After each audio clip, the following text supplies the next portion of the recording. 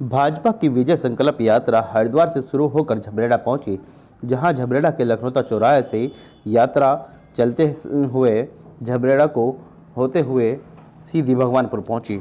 वहीं रास्ते में जगह जगह संकल्प यात्रा का स्वागत हुआ और सभी जो कार्यकर्ता है और दावेदार जो नेता है उन्होंने फूल मालाओं से प्रदेश अध्यक्ष मदन कौशिक का स्वागत किया।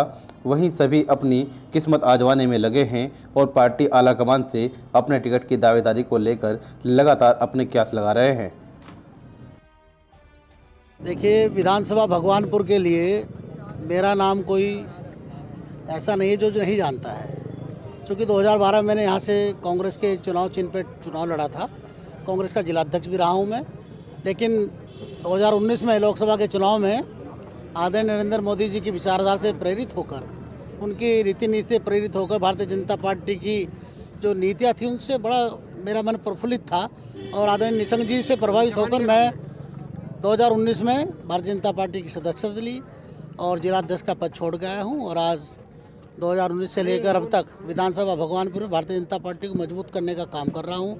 सभी साथियों को साथ लेकर चल रहा हूँ। जितने विधानसभा भगवानपुर में 2 मंडल है, मंडल अध्यक्ष, उनके महामंत्री, सब लोग एकजुट होकर भारतीय जनता पार्टी को मजबूत बनाने का काम कर रहे हैं।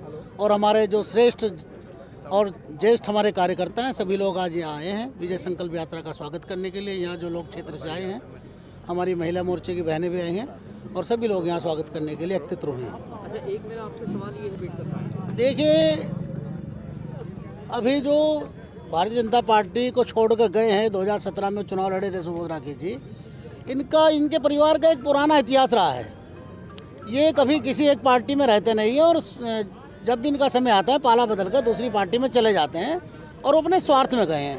लेकिन मैं समझता हूँ भारतीय जनता पार्टी यहाँ एकजुट है, मजबूत है और विधानसभा भगवानपुर के लोग उनका जो सपना देख रहे हैं वो पूरा नहीं होगा। निश्चित तौर पे यहाँ पे भारतीय जनता पार्टी की इस बार विजय होगी, कमल खिलेगा, मैं ये कहना चाहता हूँ। अच्छा, हम लोग लखनौता से हमारी तैयारी है, विजय संकल्प यात्रा है। आज लखनौता से डेलना तक की ये यात्रा है और इसमें हम लोगों ने जो संकल्प लिया है, इसमें हम अब की बार 60 पार, ये हमारा संकल्प है। और इस बार जो हमारी जन जन तक की जो योजनाएं हैं उसका और उपलब्धियों को हम लोगों को जन जन तक पहुँचाना है। उसके लिए हम लोग ये विजय संकल्प यात्रा का आयोजन किया जा रहा है। कहाँ से दावेदारी की गई? मैं झबरेड़ा विधानसभा तो नहीं, वो हमारे माननीय विधायक जी झबरेड़ा से है, लेकिन सभी को संवैधानिक अधिकार है, सभी को अपना टिकट मांगने का प्रयास करने का। यदि पार्टी हम लोगों को दिशा निर्देश करती है हमारे लिए तो हम तैयार हैं, वरना जिसका भी टिकट है हमारा तो एक ही हमारा प्रत्याशी तो कमल का फूल है।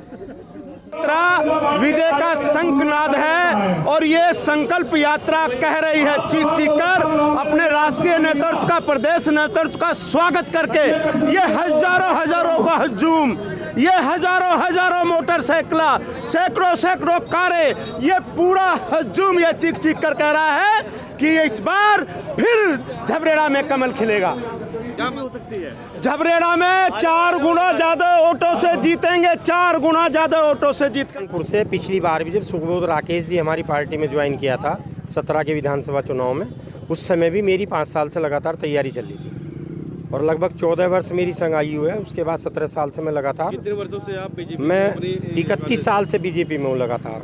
इससे पहले चुनाव लड़े? इससे पहले मैं जिला पंचायत का चुनाव इसी सीट से लड़ चुका हूँ, भलसवा घाट सुरक्षित सीट से, तो भाजपा से ही लड़ा हूँ। तो इस बार दावेदारी में है? क्या दावेदारी में है, तैयारी कर रहे हैं बराबर। तो क्या देखते हैं विधानसभा में किस तरह, किन मुद्दों को लेकर जाएंगे आप चुनाव का? हम मिलता है? देखो, हमारे क्षेत्र में जितनी भी कंपनियां लगी हुई हैं उसमें मजदूरों का बहुत ज़्यादा शोषण हो रहा है, युवाओं का बहुत ज़्यादा शोषण हो रहा है। कंपनी वाले अपने तरीके से सैलरी भी दबा भी लेते हैं, दे भी नहीं पाते। युवाओं के साथ खड़े हैं और युवाओं के रोज़गार के भविष्य के लिए ही, आ जाओ, केवल युवाओं के भविष्य के ऊपर ही वो कर रहे हैं। तो क्या लग रहा है जिस तरह से जताएगी? हाँ, पार्टी अब की बार हमारे पे भरोसा जताने की हमें पूरी संभावना है, क्योंकि देखा जाता है पार्टी के हम कमरेड सिपाही हैं। वो तो जनता जवाब देगी। कदावर थे तो हारे क्यों? मोदी की आंधी में अन्य लोग ऐसे ऐसे जीत गए जिनका कोई वजूद भी नहीं था, लेकिन सुबोध राकेश यदि कदावर नेता थे तो वो क्यों हारे?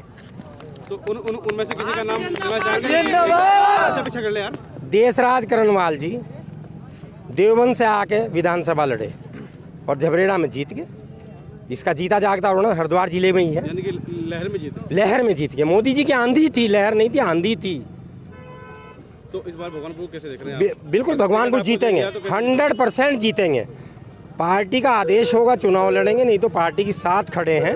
और जैसे 31 साल से पार्टी की सेवा कर रहे हैं, इसी तरह भारतीय जनता पार्टी की सेवा करता रहूँगा जब तक मेरा जन्म मरण का संबंध है। मैं 30 वर्षों से हूँ, क्या नाम कार्यकर्त्री का काम करती हूँ। अच्छा, तो क्या देखो ऐसा है, जो महिलाओं की समस्या है, ये आपका क्या नाम शिक्षा विभाग पे, जो शिक्षा के क्षेत्र में है, और जी आपका स्वास्थ्य के वो है, जो आपका मूलभूत समस्या है उन पर चुनाव की तैयारी। महिलाओं के घर में जा के प्रयास पूरा रखूँगी। जो समस्या क्षेत्र की है